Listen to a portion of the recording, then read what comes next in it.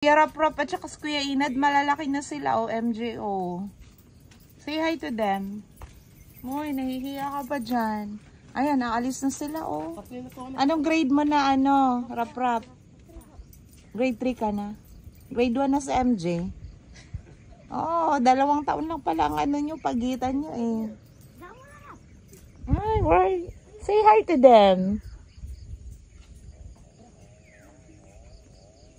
Yeah, siya ngayon lang niya ulit nakita yung friend niya dito sa farm. Yan siya, medyo nahihiya pa siya. Nahiya ka ba? Nahiya ka? Bakit? Bakit kahiya? Because this is my first time that I saw them.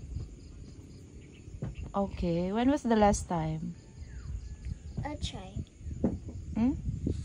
When was the last time you saw them? Ngayon nung I saw them. Parang last year. Parang last year pa niyo ulit nakita, Dad, no? And si Daddy, yay! Daddy's already preparing my buko.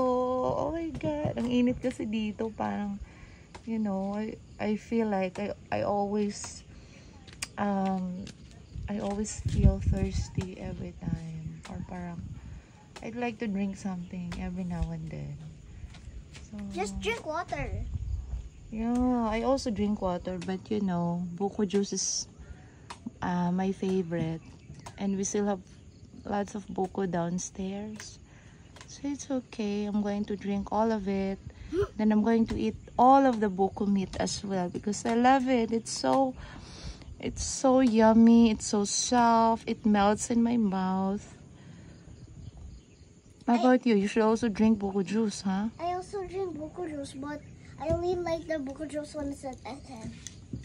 SM? That's the same lang, baby. And the buko juice in SM is really expensive. Ayan na! Hi, Daddy.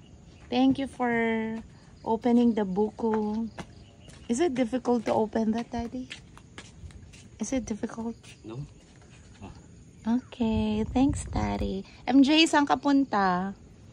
To the moon daw. To the moon? Mamaya pa yung moon. Buti na lang may shade pa dyan, Dad, no?